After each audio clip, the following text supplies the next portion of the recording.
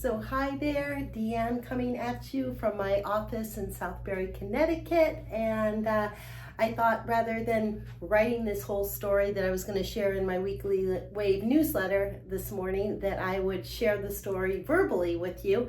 And hopefully I'll add as much detail as I possibly can. So it's the story of my kind of little love affair with Mount Hood. So the very first time I went to Oregon, I went there for actually a Beachbody team meeting with the team that I was on at the time, the Hard Chargers. Anyway, and that it was meeting in Portland. And when I was leaving the airport, I happened to be attracted to this magnet, which the magnet is just a picture of Mount Hood. And that magnet really planted the seed for me. So it looked so beautiful and so attractive. And anyway, so I kind of put it in my head. I was like, I want to go to Mount Hood. The next time I go out to Portland, I don't want to just stay in the city. I want to give myself at least a day to go and see Mount Hood myself. Not maybe climb it, but at least see it. And so the next, in 2019, I went back out there and I actually decided to kind of cross two things off my bucket list. Number one was staying in a tiny house. I've always wondered what it would be like and to live in a tiny house. I've always dreamed actually of maybe living in a tiny house, just something simple. So I found a little one in North Portland, not too far from the city, but far enough outside the city. I think it was Kenston it's called.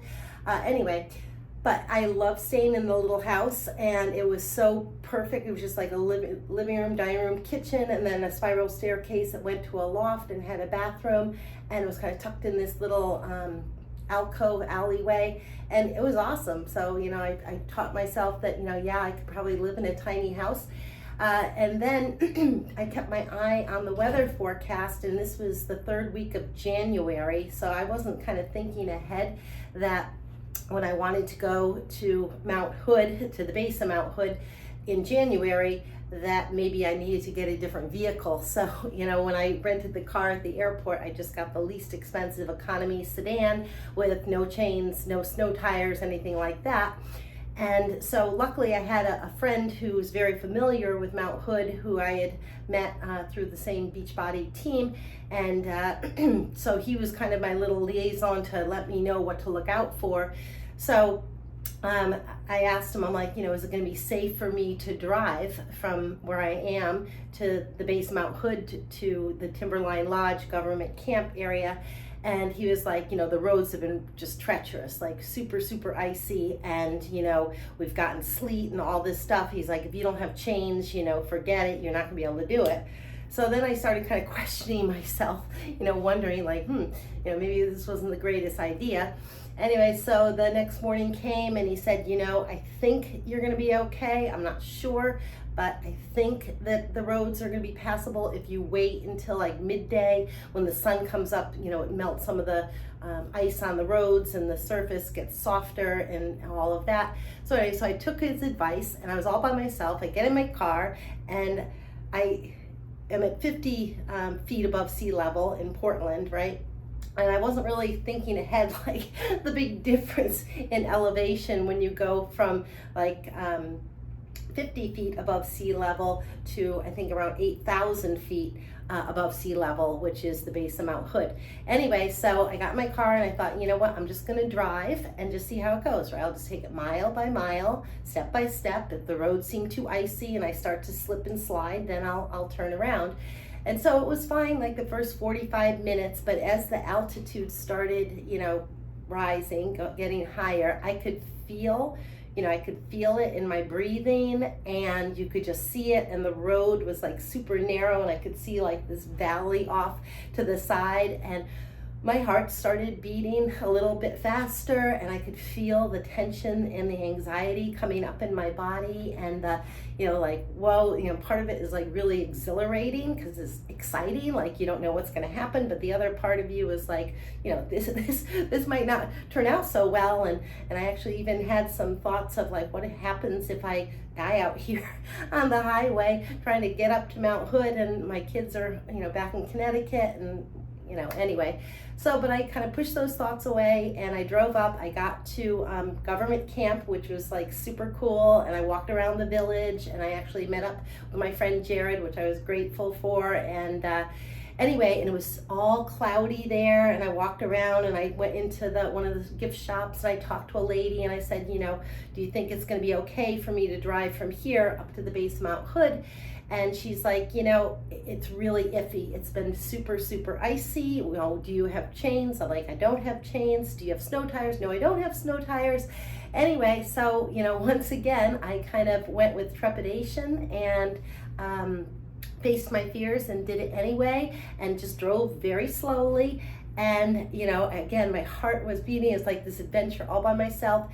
And I get up to the parking lot and it was just amazing. It's like I went above the clouds and the sky was just so, so blue, like this cerulean blue, vibrant. And I see Mount Hood white and the green, and it was just like Shangri-La. I was like, oh my God, how could you even imagine this when you're down in the valley and it's all, kind of rainy and gray and cold, and it's still that way as you're traveling up, and then you just come here and it was just so incredibly beautiful. So anyways, that was my first experience at Mount Hood, and it just planted the seed where I really wanted to go back. And so last year I did go back to the area and I brought my daughter, which was super fun. And we had a great adventure, and again, we just made it to the base just like I had. This was in June, and so the roads were not treacherous. We still felt the elevation change, and we did a lot of hiking in the Mount Hood National Forest where there was still a lot of snow. And I had asked somebody, I'm like, well, what do you think about us at least trying to climb up? Because it's like an out and back 8 miles, very steep and whatever. I said we could just go up, and if we can't make it, we'll turn around. And the guy who I had been asking at a local cafe, he said, well, somebody died this past weekend trying to do that. So I was like, maybe not. So anyway, it's just such an adventure. But, when I came back down, from that first experience, it was just exhilarating finding that I had done something that I had always wanted to do, that I faced my fears, that I did it anyway. I did, practice caution and all of that, and I took it step by step. But I think so much is possible for each of us if we kind of just think outside the box and take things step by step and move into our fears and just see what comes up and work with what comes up. And you can really, when you get through the experience, come on the other side and have this newfound confidence in yourself and your abilities, which can be so great to translate into other areas of your life. So that is my little story with my first experience with Mount Hood, from the magnet to actually making it to the base of Mount Hood, to then bringing my daughter there. And we'll see this coming June. I'm hoping to get back out there again. And another seed has been planted. I want to circumambulate the mountain. It's 40 miles, so I'm going to kind of look into that. So be well and have fun, explore, and think outside the box.